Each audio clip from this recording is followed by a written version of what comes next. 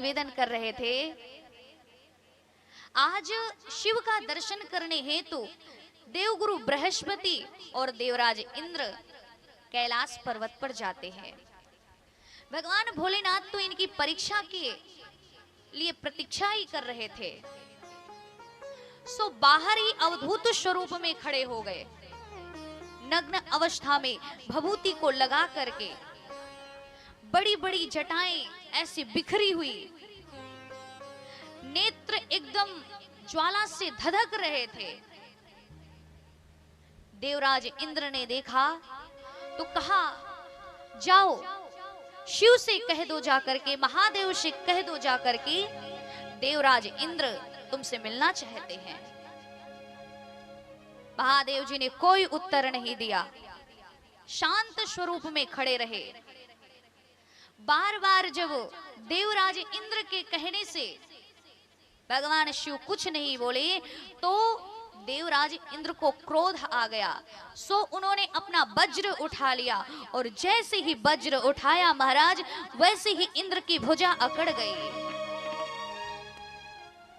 और इधर भगवान शिव के तीसरे नेत्र से एक तेज निकलता है देवराज इंद्र को भस्म करने के लिए।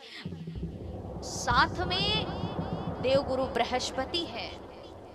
जिसके जीवन में गुरु होते हैं उनका कभी अनिष्ट नहीं होता है, उनका कभी अनिष्ट नहीं होता है महाराज।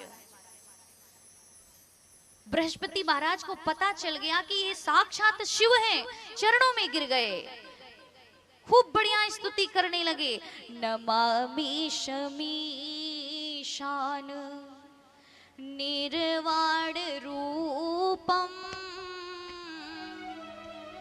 विभुं व्यापकं ब्रह्म वेद स्वरूपम निजं निर्गुणं निर्विकल्पं निरीहं चिदाकाशमाकाश वाशं भजेहम्। त्राहि माम प्रभु त्राहि माम, रक्षा करो, गलती हो गई क्षमा करो। भोले बाबा ने कहा, अब ये तेज कहाँ जाए, अब गुरु की बात टाल भी नहीं सकते, इसलिए उस तेज को भगवान भोलेनाथ ने समुद्र में फेंका और वो तेज समुद्र भी नहीं सहन कर पाया। इसलिए एक उसी तेज से बालक का जन्म होता है जिसका नाम पड़ता है जलंधर। और जलंधर कैसा है, किसका पति है, तो कहा ये वृंदा का पति है। और इसने कई बार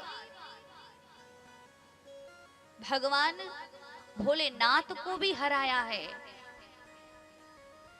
आज त्रिपुरासुर का वध करने वाले महादेव भी इसके समक्ष हार जाते हैं।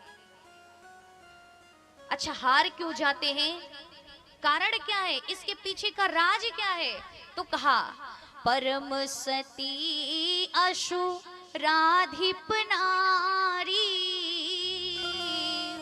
ओते ही बलता ही ना जित ही पुरारी। ऐसा कौन सा तप करती है भाई वृंदा जिसके कारण महादेव जी भी हार गए।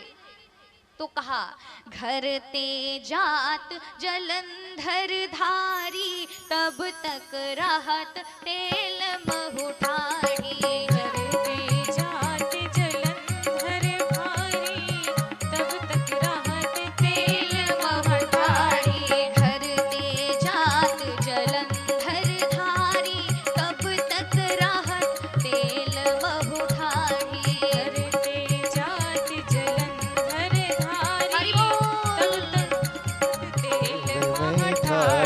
घर ते जात जलंधर धारी तब तक रहत तेल महुठारी। घर ते जात जलंधर धारी तब तक रहत तेल महुठारी।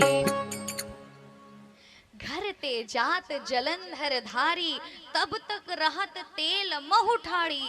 खौलते तेल में वृंदा खड़ी रहती और भगवान विष्णु का जप करती कि हे प्रभु मेरे पति की रक्षा करना, मेरे पति की रक्षा करना। इसलिए महादेव जी बार बार हार जाते हैं। भगवान ने कहा मैं यदि वृंदा के पातिव्रत धर्म की रक्षा करता हूं तो संसार की जो अन्य स्त्रियां हैं वो अपने धर्म का पालन नहीं कर पाएंगी। और जिस धर्म से अधर्म होता है उस धर्म को शीघ्र अति शीघ्र नष्ट कर देना चाहिए। अगर किसी एक घर को जलाने से पूरा गांव बचता हो तो उस घर को जला देना चाहिए। और ऐसा ही कुछ हो रहा था। इधर वृंदा धर्म कर रही थी और उधर जलंधर अधर्म कर रहा था धर्म की आड़ में। सो भगवान ने क्या किया, छल कर टार्यो ता सुब्रत प्रभु सुर कारज की। देवताओं के कार्य के लिए भगवान ने वृंदा के साथ छल किया और जलंधर का स्वरूप बनाया। और जलंधर का स्वरूप बना करके वृंदा के पास आए। वृंदा को लगा कि मेरा पति आ गया। वृंदा ने तप छोड़ दिया और जैसे ही भगवान विष्णु का स्पर्श किया वैसे ही भगवान की कृपा से उधर जलंधर मारा गया। जलंधर का सिर आकर के वृंदा के समक्ष जब दिखाई पड़ा तो वृंदा डर गई, कांप गई, क्या हुआ। सो भगवान को वृंदा ने श्राप दिया कि जाओ पत्थर हो जाओ। भगवान ने इस श्राप को शिरोधार्य किया। आज भी भगवान शालिग्राम के रूप में पूजे जाते हैं। वृंदा ने श्राप दिया, भगवान ने आशीर्वाद दिया कि हे वृंदा तूने मुझे श्राप दिया है तो जा, आज से जो तुलसी दल मुझ पर जब तक नहीं चढ़ाएगा तब तक मैं प्रसाद नहीं ग्रहण करूंगा। और वृंदा अपने पति का सिर लेकर के सती होती है और उसी राख से एक तुलसी का वृक्ष उत्पन्न होता है। सो आज भगवान के सिर पर चढ़ाया जाता है, सिर पर चढ़ाया जाता है। बोले भक्तवत्सल भगवान की, बोलिए तुलसी मैया की।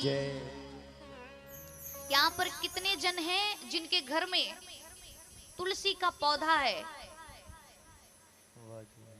जिनके घर में नहीं है वो आंगन में तुलसी का पौधा अवश्य रोपित करें, अवश्य लगाएं। क्यों? क्योंकि तुलसी का पौधा जो होता है जब कोई बाहर से आता है तो जितनी भी नकारात्मक शक्तियां होती हैं वो सब तुलसी के पौधे को देख करके नष्ट हो जाती हैं। इसलिए सभी से निवेदन अपने घर में तुलसी का पौधा लगाएं। नहीं तो भगवान को कितना भी भोग लगाएंगे भगवान पाने वाले नहीं है। बोले भक्तवत्सल भगवान की। इन दो कथाओं को भोलेनाथ ने विस्तार से बताया। और आगे की कथा कैसी है महाराज? भोले बाबा कहते हैं नारद श्राप दीन एक बार नारद बाबा ने श्राप दिया, इसलिए भगवान का अवतार हुआ। इतनी जल्दी में नारद ने श्राप दिया? अरे नारद तो मेरे गुरु हैं। हर का अपराध रमापति कीन्हा, लक्ष्मीपति ने ऐसा कौन सा अपराध कर दिया भाई जिसके कारण मेरे गुरुदेव को क्रोध आया और श्राप दिया? अरे वो तो परम ज्ञानी है और ज्ञानी के साथ साथ विष्णु के परम भक्त हैं। भला एक भक्त भगवान को कैसे श्राप दे सकता है?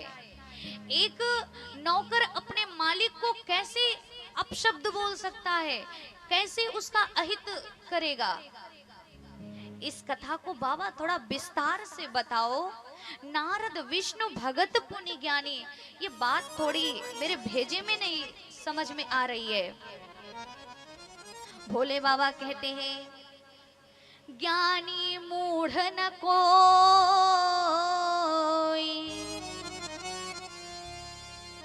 इस संसार में ना तो कोई ज्ञानी है